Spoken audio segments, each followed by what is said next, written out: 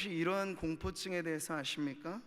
영어로는 닉토포비아라는 말인데요, 어둠 공포증이란 말이 있습니다. 이게 좀 생소하게 들리실지 모르겠습니다만 세계의 여러 많은 공포증의 순위 4위를 차지하는, 꽤나 보편적으로 사람들이 느끼는 공포감이에요. 고소공포증, 이거 느끼는 사람들 많잖아요. 이것보다 더 많은 경우에 이렇게 어둠 공포증을 느껴요. 우리 어린 아이들은 누가 가르쳐 주지도 않았는데 불 꺼놓고 어두워지면 다 겁을 먹잖아요. 어릴 때부터 왜 우리 안의 관념은 어둠은 공포로 이렇게 연결이 될까요? 다 큰 성인들의 경우에도 이 어두운 현장에서 불 꺼놓으면 잠을 못 자는 이 성인 불면증을 앓는 분들도 꽤 있다고 합니다. 그러니까 어린 아이들만이 아니라 어른이 돼서도 우리는 어두움이라고 하면 뭔가 두려워해요.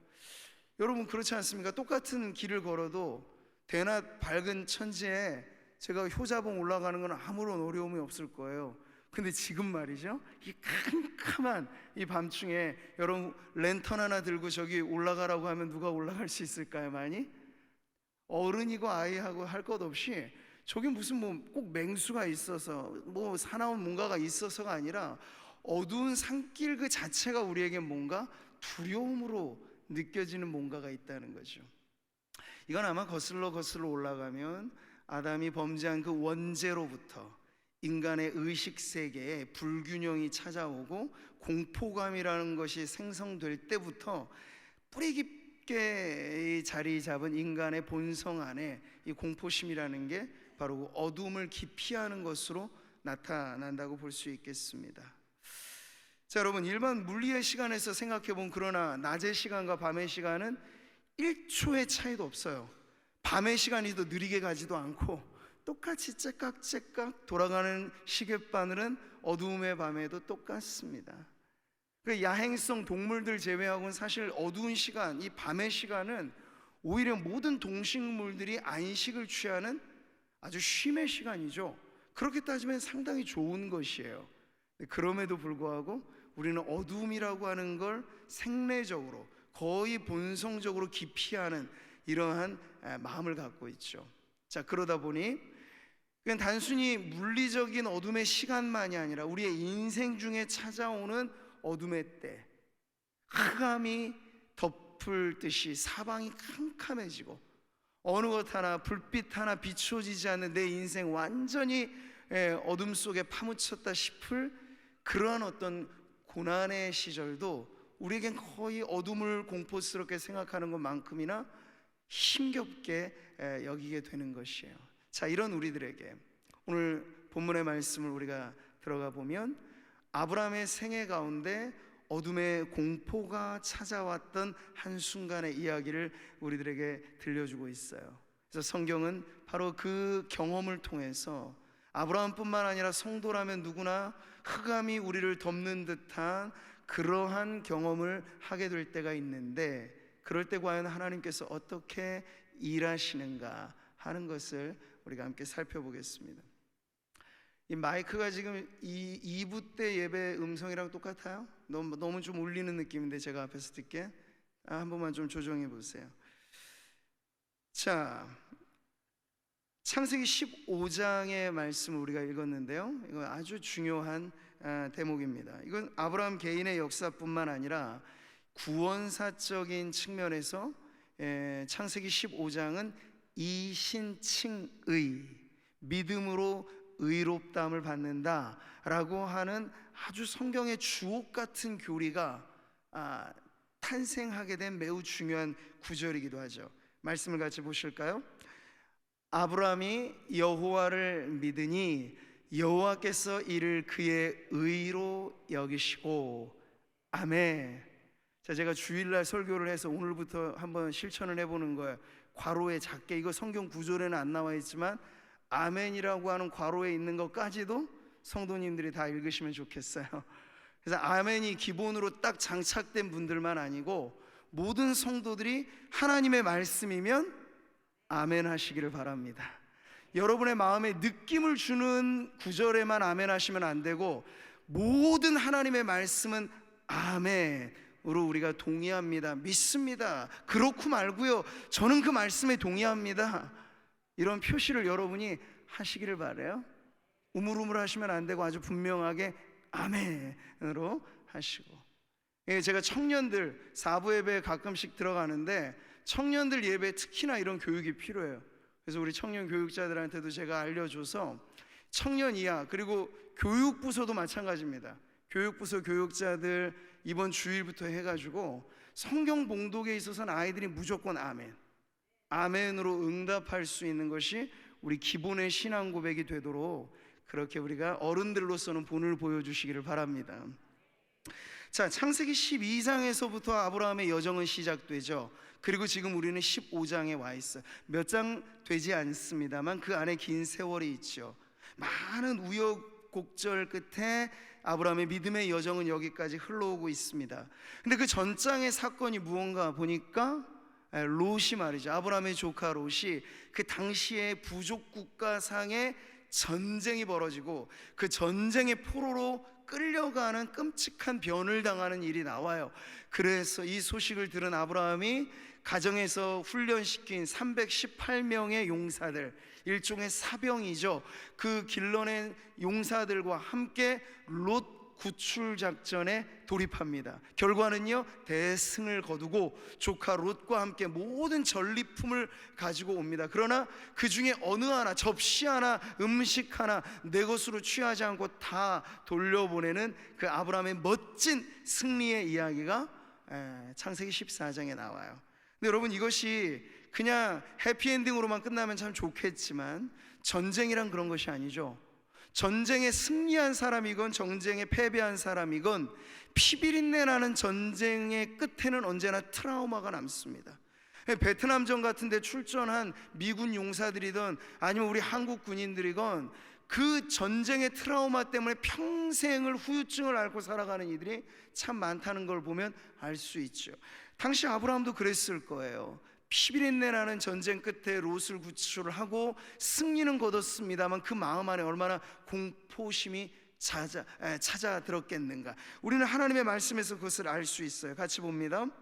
이후에 여호와께의 말씀이 환상 중에 아브라함에게 임하여 이르시되 아브라함아 두려워하지 말라. 나는 내 방패요 너의 지극히 큰 상급이니라.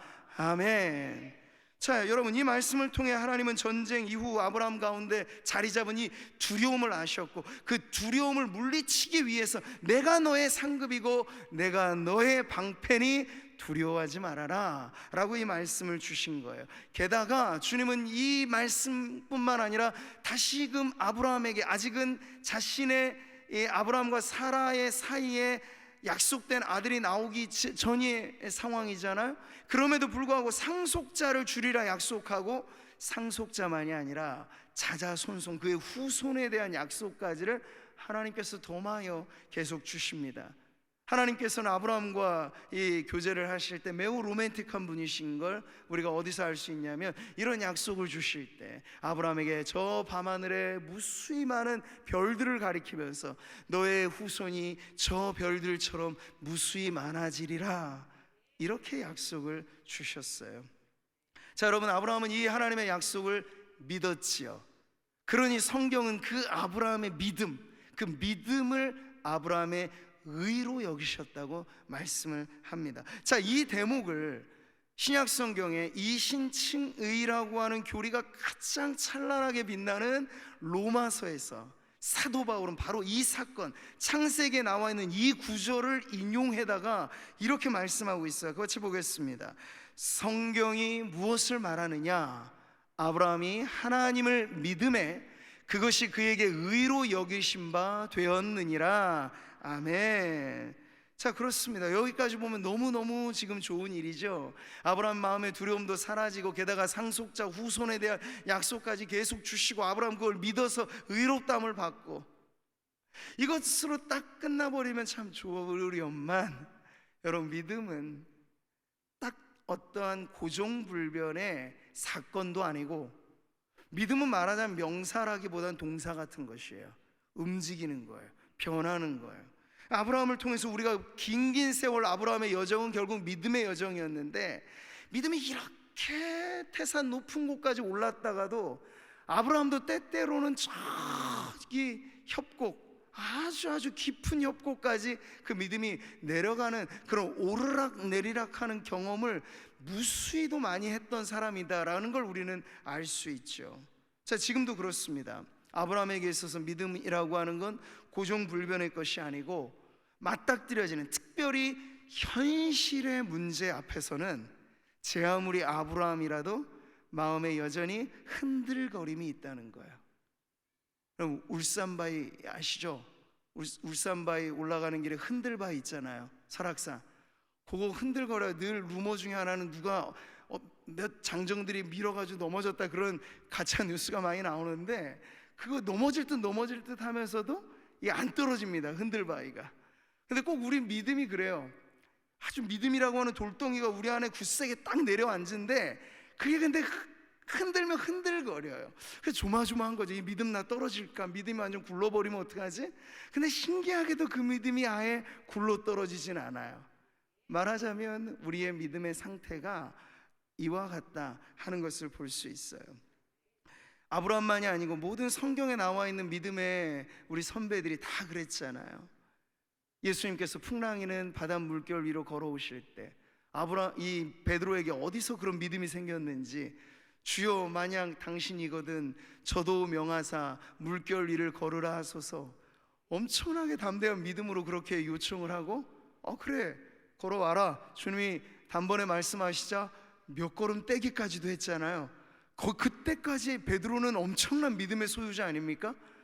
이 세상 어느 누가 베드로처럼 물결 위를 몇 발자국이라도 떼어본 사람이 있겠어요? 전무후무한 경험을 한 거예요. 그런데 그 엄청난 반석 같은 베드로의 믿음도 현실의 물결에 정신이 팔리자 언제 그랬냐는 듯이 완전히 빠져서 허우적거리며 나 죽겠다, 주님 나 살려달라고 애원하는 모습을 보잖아요. 그 간발의 차로 믿음이 이렇게 높았다가도 믿음이 완전히 익사할 만큼 곤두박질 치는, 그게 베드로란 사람이에요. 근데 베드로만 그럴까요?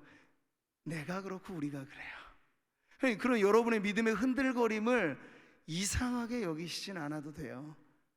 내가 지금 아브라함과 같이 믿음이 온전해지는 그 여정에 계속해서 나아가고 있거나, 흔들바위처럼 흔들흔들 염려될 때도 있지만, 그러나 이것이 굴러 떨어지지 않도록 우리 주님은 나를 늘 보호하고 계셔 라는 그런 믿음을 가지고 여러분 때때로 흔들릴 때, 믿음의 어둠이 덮칠 때, 여러분 그때도 하나님을 의지하는 성도들 되시기를 바랍니다. 창세기 15장에 나오는 이후의 이야기, 이것은 바로 믿음과 현실 사이의 갈등에 흔들리는 아브라함의 이야기입니다. 보세요. 그가 이르되 주 여호와여, 내가 이 땅을 소유로 받을 것을 무엇으로 알리까? 아멘. 자, 이렇게 고백을 했을 때 아브라함 안에는 주님이 반드시 주리라, 줄 거야, 넌 받을 거야, 될 거야 라고 말씀을 하시는데, 지금 이 말은 뭐냐면 증거를 봐주세요, 보여주세요. 말씀만 하시지 말고 뭐 잡힐 만한 뭐라도 주세요. 이렇게 지금 요구를 하고 있는 아브라함 마음 가운데는 흔들거림이 있는 거죠. 후손은 무슨 후손이에요? 지금 단 한 명의 자식도 없는 내 팔자에, 우리 식대로 말하면 무자식한 내 팔자에 무슨 후손이고 무슨 자손이 있겠습니까? 증거를 좀 대주세요. 이렇게 지금 아브라함이 하나님 앞에 나오고 있는 거예요. 믿음과 현실 사이의 갈등, 남의 이야기 같지가 않은 거죠. 늘 예배당 안에서 우리가 말씀에 귀 기울일 때 우리에게도 반석 같은 믿음이 딱 장착이 되는데, 예배당 문을 걸어 나가서 현실의 무대로 가게 되면 어때요? 손에 쥐어진 건 아무것도 없고 내 눈에 아무 증거 없고, 이런데 믿음 가지고 살라고 하니까 이게 때로는 우리가 답답하게 찾아오는 거죠. 그래서 우리도 아브라함처럼 좀 보여주세요, 하나님. 말씀만 내 하시지 마시고 좀 들려주세요, 내 손에 뭔가를. 이게 바로 우리 성도라면 누구나 경험하는 갈등이고 혼란이고 넘어짐이라고 하는 것이죠. 자, 이렇게 아브라함의 믿음이 흔들릴 때, 이제 오늘 이어지는 이야기는요, 과연 그때 그 순간에 하나님 무엇 하셨는가에 대한 말씀으로 이어지죠. 자, 이 대목에서 우리는 하나님의 역사하시는 타이밍을 봅니다. 아직은 자식 하나 없는 무자식이요, 그리고 자기의 명의에 땅 하나 소유한 바가 없는 이방인이요, 나그네로 살아갔던 그가 뭔가 하나님 앞에 의문을 제기하자 하나님은 답을 주시듯 새로운 명령을 하십니다. 이 명령이 아주 중요해요. 같이 보겠습니다. 여호와께서 그에게 이르시되 나를 위하여 3년 된 암소와 3년 된 암염소와 3년 된 순양과 산비둘기와 집비둘기 새끼를 가져올지니라. 아멘. 자, 이는 고대 근동 지방의 언약 체결의 모습과 매우 흡사한 방식으로 하나님께서 말하자면 아브라함에게 눈높이 교육을 하시는 장면이에요. 짐승을 언약을 맺는, 언약 그러니까 약속을, 맹세를 하는 그 양 당사자가 이 약속 맹세를 하는 증표로서 짐승을 가져 나오는 거예요, 서로. 그리고 그 짐승의 반을 쪼갭니다. 갈라놓습니다. 그리고 나서 언약의 두 양 대상자가 그 쪼갠 짐승 사이를 걸어가요. 이건 무슨 말이냐면 당신과 나 사이에 맺은 이 약속은 우리에게 죽음이 이것을 깨기 전까지는 반드시 지켜야 될 약속입니다 라고 하는 아주 엄숙한 서약이에요. 만약에 당신과 나 어느 둘 중에 누구라도 먼저 이 약속을 깨는 사람은 이 쪼개어진 짐승처럼 죽음을 면치 못할 것입니다 라고 하는 자신의 목숨을 담보로 한 아주 엄숙한 서약이 바로 쪼갠 고기 사이를 지나가는 의식이라고 하는 건데, 지금 하나님께서는 아브라함에게, 아브라함이 뭐 좀 보여달라고 하니까, 그래 아브라함아, 하나님께서 그가 이 약속이 얼마나 엄숙한 것인가를 보여주시고자 이 준비를 하라고 말씀을 하신 거예요. 자, 그래서 아브라함이 그 당시의 관행을 모르지 않았을 아브라함이기 때문에 하나님께서 뜻을 가지고 나에게 더 분명한 약속을 주시려나 보다 하고 만반의 준비를 하죠. 그리고 기다리는 거야. 자, 그러면 하나님께서 뭔가 엘리야의 기도에 그 번제물에 불로써 확 단번에 응답하시듯이 그렇게 확 역사하시면 좋으련만 이제 시간이 흐르는 거예요. 쪼갠 고기 사이 모든 건 제물은 준비됐고 이제 하나님의 퍼포먼스만 남아있는데, 시간을 보니까 하나님께서 하몽차사도 이만저만 감감무소식이에요. 계속 하나님께서 오시기는커녕 오히려 사체의 냄새가, 피 냄새가 솔솔 풍기자 어디선가 솔개가 날아오는 거예요. 기다리는 하나님은 안 오시고 솔개가 날아오는 거예요. 그럼 어찌합니까? 솔개를 쫓아내고 또 솔개가 날아앉으면 쫓아내고, 이 일을 계속 반복하다가 시간이 더 지나갑니다. 시시각각 시간이 지나가는 이 경과를 보여주고 있어요. 그러면서 오늘 우리가 읽은 본문의 말씀은 해질녘 어느 한 시점을 보여주고 있죠. 보세요.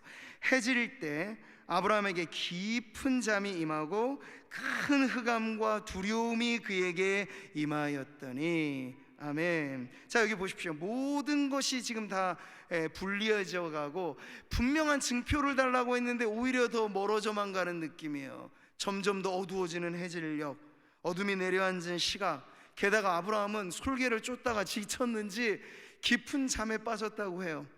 잠이란 무엇이죠, 여러분? 무장해제되는 거예요. 내가 잠들어 버리면 옆에서 무슨 일이 일어나도 모르는 거죠.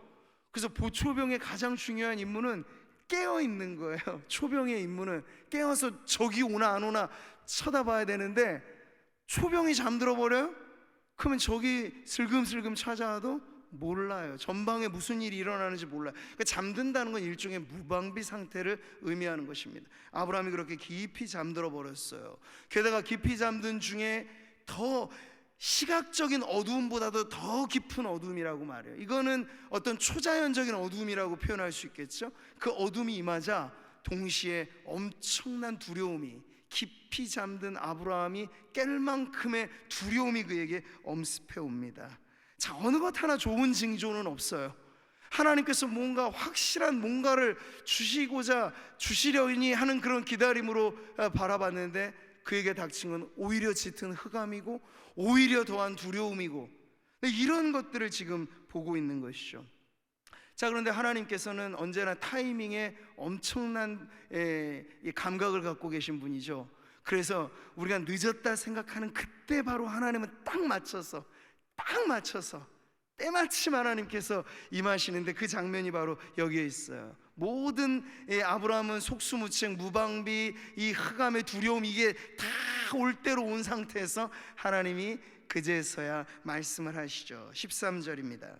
여호와께서 아브라함에게 이르시되 너는 반드시 알라. 내 자손이 이방에서 객이 되어 그들을 섬기겠고 그들은 400년 동안 내 자손을 괴롭히리니. 아멘. 여러분, 이 말씀이 그냥 우리에게 흔하게 들려지는 그런 말씀 정도가 아니고, 아브라함에게 있어서는요, 자식 하나 없었던 그에게 자그마치 수백 년 이후에나 일어날, 그러니까 아브라함으로 말하자면 아브라함이 아들을 낳아 이삭이 아들을 낳아 야곱이 아들을 낳아 요셉, 이렇게 몇 대로 걸쳐서 이제 요셉에 이르러서 야곱의 12자식들이 이스라엘 민족을 생성하잖아요. 만들어내잖아요. 근데 그들이 또 어떻게 됩니까? 이집트, 애굽에서 노예살이를 하게 돼요. 자그마치 400년 동안에. 그러니까 지금 하나님께서는 아브라함에겐 지금 아직 씨 하나 보이지 않는 상태인데, 몇백 년 이후에 있게 될 이 역사가 정확하게 출애굽의 역사로 이어지게 되잖아요.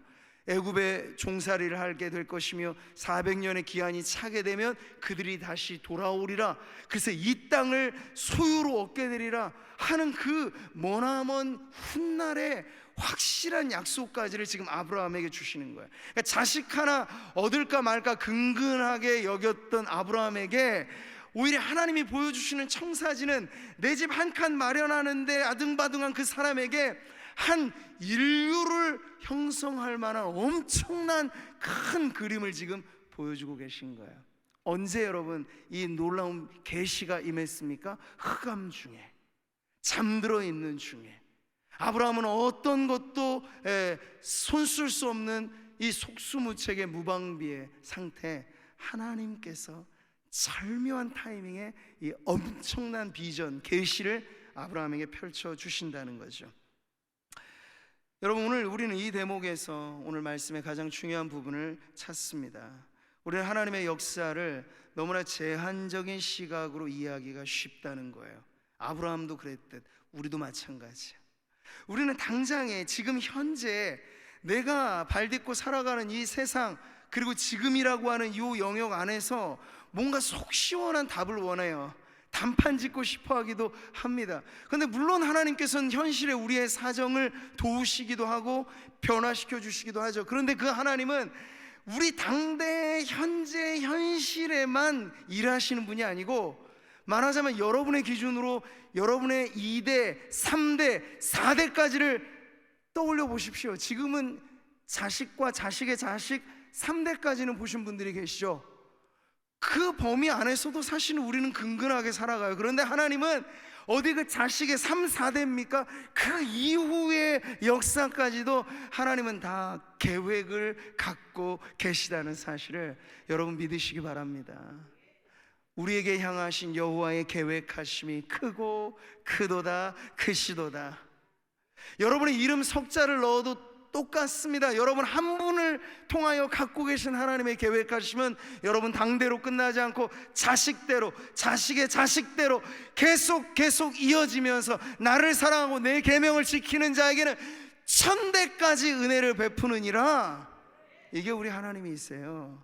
그러니 당장의 여러분의 때에, 당장의 여러분의 삶의 반경에 지금 뭔 일이 좀 안 일어난다고 너무 조바심 내지만 마시고, 하나님께서 이 흑암 가운데 새로운 계시를 열어주셨듯이 우리가 답답하게는 여길지 모르나 바로 이 시간, 우리가 하나님을 더 깊이 의존하고 기다리는 우리의 인생의 흑암이 덮여지는 시간에 우리 하나님께서는 더 새로운 역사를 이루시는 분이라는 걸 여러분 오늘 말씀을 통해서 마음에 새겨 넣으시기를 축복합니다.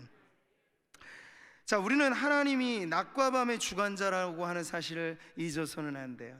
하나님은 낮의 하나님만이 아니세요. 캄캄한 밤중에도 우리 하나님은 여전히 하나님이십니다. 낮도 주의 것이요 밤도 주의 것이라. 주께서 빛과 해를 마련하셨으며. 아멘. 그럼 여러분, 어둠이 마치 마귀가 점령하는 시간이라고 착각하지 마세요. 그 마귀마저도 목줄에 꿰어져 있는 피조물에 지나지 않아요. 하나님의 주권을 벗어나서 마귀가 우리를 해하지 못해요. 그래서 성도의 구원은 영원하다는 거죠. 마귀가 얼마나 불철주야 우리를 지옥 불구덩이로 끌고 가려고 애를 쓰겠습니까?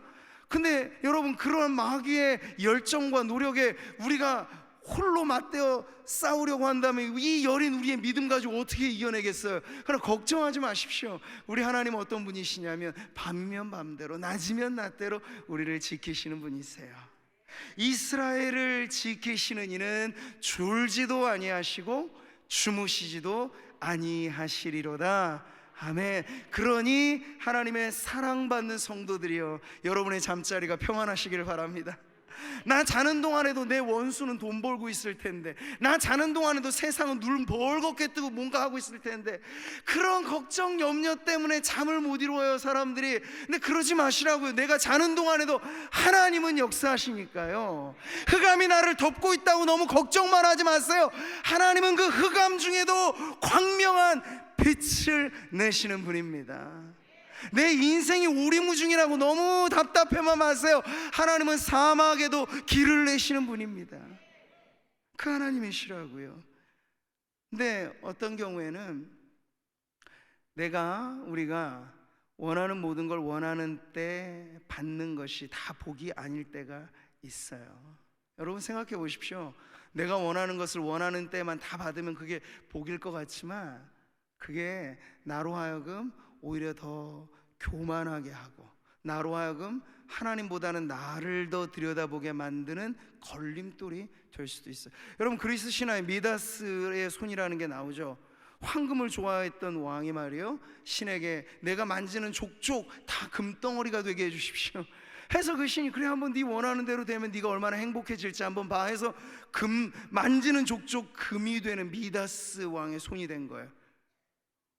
지금 이런 손 갖고 싶은 분들이 계실지도 모르겠어요. 내가 만지는 족족 이 마이크가 금 마이크가 되고, 만지는 족족. 근데 여러분, 그게 행복이 아니고 결국엔 불행이 된다는 거죠. 뭡니까? 물이 마시고 싶어요. 물을 마시는데 저는 이게 물을 마시잖아요. 근데 미다스의 손이 닿으면 이게 금이 되는 거예요. 그 물이 안 나와요. 밥을 먹어야 사는데 밥그릇을 들면 그게 금덩어리가 돼요. 밥을 먹어야 살죠. 금을 먹어서는 못 살아요. 근데 만지는 족족 다 금덩어리가 되니까 그대로 두면 굶어 죽는 거죠. 다른 것도 없어요. 사랑하는 사람 터치하면 금덩어리가 돼요. 그게 좋겠습니까? 안 돼요. 그건 불행인 거예요. 자, 그러니 보십시오.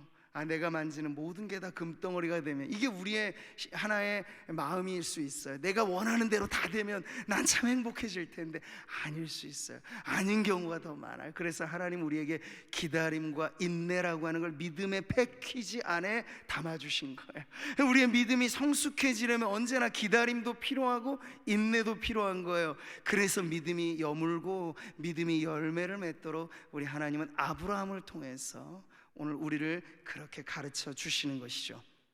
그러나 여러분, 우리가 기다릴 때에도 하나님은 일하십니다. 그 사실만 명심하세요. 내가 흑암 중에 갇혀 있을지라도 하나님은 언제나 빛이세요.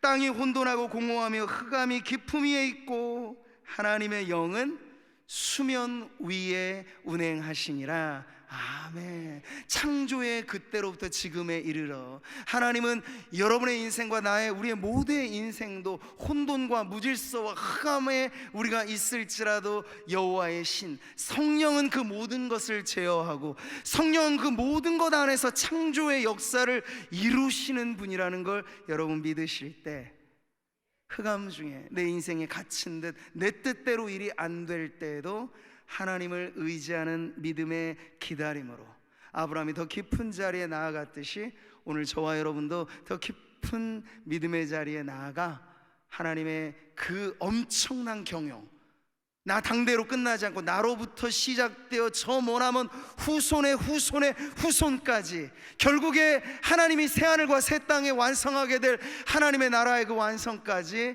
나의 삶을 인도해 가실 그 하나님을 믿음으로 여러분 그렇게 아브라함과 같은 믿음의 여정 이어가시기를 주님의 이름으로 축복합니다.